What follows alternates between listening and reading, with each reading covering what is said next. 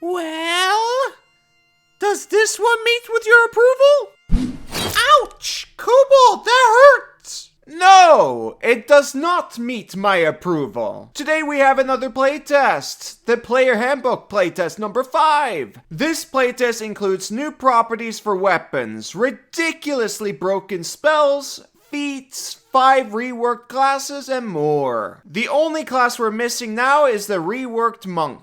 But anyways, today we're going to talk about the new weapon options. Welcome to Pack Tactics, where the pen may be mightier than the sword, but at least swords are actually cooler now, to be nice to Wizards of the Coast. Weapon properties have existed since the very beginning, like the light and heavy weapon properties or the ammunition property. Now, in this playtest, they have added mastery properties that are only available through specific features, which unlock further capabilities for weapons. From what I've seen so far, marshals get to unlock a few weapons of which they want to unlock these properties. All weapons have one default mastery property, but some features allow you to swap them, or even get more of them on one weapon. There is the limitation that you can only use one property at once, and properties can only be used with certain weapons, even if you swap them, by the way. Before we get into that, let's look at how weapon properties were changed. Let's summarize. The light weapon property allows you to now make an additional attack with certain weapons using a bonus action. That's the same as how it works in the current player handbook. However, it used to not cost a bonus action anymore in the previous iterations. This will come up again later, by the way. Second is a change to the throw weapon property. It now allows you to draw a weapon as part of the attack.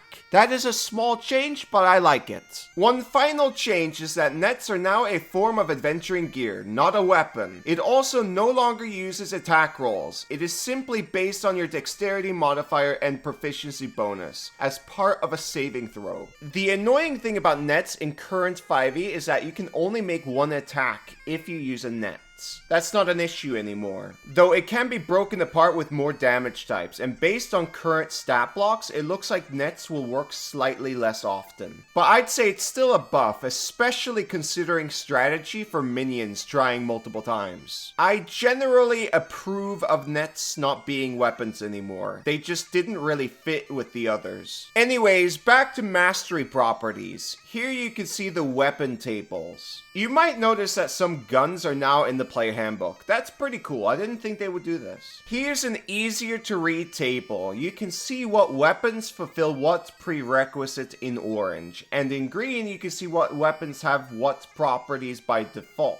Let's go through what these properties do one by one. First up is Cleave. It is similar to the Great Weapon Master attack that you sometimes get, but it specifically splits damage. I'm not a fan, as this mastery property becomes almost useless in spaces with walls that are more than 10 feet apart, if the DM doesn't specifically make the enemies play badly, as it only works if enemies are within 5 feet of each other. I think this would be a lot more fun if it's anyone else within your weapon's reach. Second is Flex. This one adds on average 1 damage to hits, which means it adds around 1 to 2 damage per round if you have 2 or 3 attacks. It's really sad. Third is Graze. This one is interesting. It's like Shock from Worlds Without Number and allows you to always deal damage. So now we gotta swap hats to a game designer perspective. In theory, this is really cool, but the reason it's in Worlds Without Number is to balance out misses. You know how 5e balances that out? Well, they just give you more attacks. This just feels like some disjointness with the design philosophy that is used otherwise. It is decent damage, sure, but it could have been done in better ways. Fourth is Nick. Remember the changes to the light property? Well, it's basically a DLC now. Nick makes it not cost a bonus action again. Thank you, Nick. Shoutouts to Nick. Fifth is Push. It pushes people. It's like Eldritch Blast with Repelling Blast. I love it. Sap is sixth. It kind of reminds me of Vicious Mockery in that it quickly outruns its usefulness. Number 7 is Slow. It is basically Ray of Frost, but it cannot stack. Ray of Frost is solid. This is also solid. Unlike Ray of Frost, you get to try multiple times if you have extra attack. Fantastic.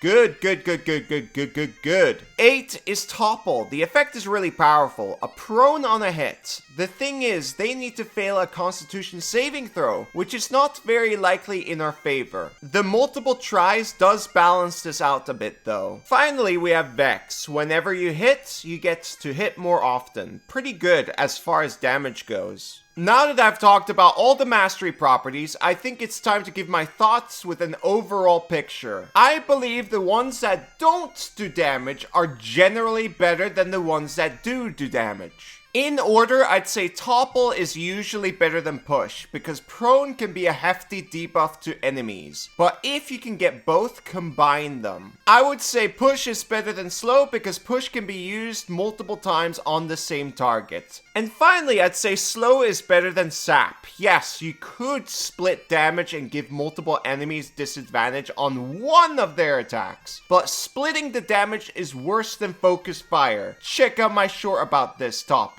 As for the ones that deal damage, I think Vex is likely the best, especially once you get stronger weapons. Then it is Graze and Nick. I'd rate Nick higher, but I have no idea yet what bonus action could be freed up to be used by getting this mastery. Graze is nice, but the damage does not scale very well, and it becomes worse if you have advantage on attacks, which is sad. Then it is Cleave and Flex. Flex is terrible, but Cleave is not much better. It is split damage that may happen if you get to attack and hit, and you don't even add your ability modifier. The final thing I would like to say about these mastery properties is that a few of them proc on a hit if you deal damage. I think this is unnecessary word blout, and definitely doesn't improve the game. If I hit a golem super hard as a barbarian, but it's immune to my damage, I don't think it's a far reach to say that it could still be affected by me mastering my weapon. Now for feats, most of them are epic boons, which sadly won't really come up all that often. I do like the new ones more than the past ones, however. Like the epic boon of the Night Spirit reminds me of Gloomstalker Ranger. And the dimensional travel one fulfills some character concepts. As for the other ones, I'm not particularly impressed or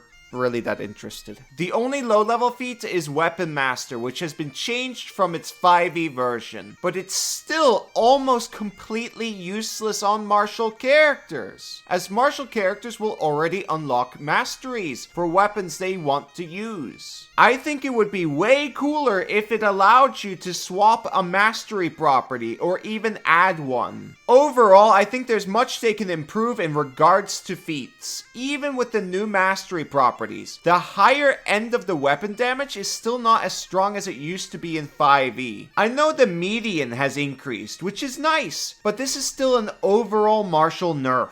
Finally, the rules glossary. There are some tiny changes that once again weren't included in the patch notes, and I hate this. But to be fair, the ones I found wasn't a big deal. What is a big deal is that they're doing away with the dying condition from last time. I guess they thought there were too many issues with it. Now they've replaced stabilizing a creature with this part of the new death saving throw entry. Otherwise, it's still the same, so a nat 1 is 2 failures, a nat 20 brings you back to 1 HP, and so on. Overall, this seems to basically be a medicine check buff. Not bad. Well, that's it. Next is Rest of the Marshals. Gator, is there anything you want to say? Yeah!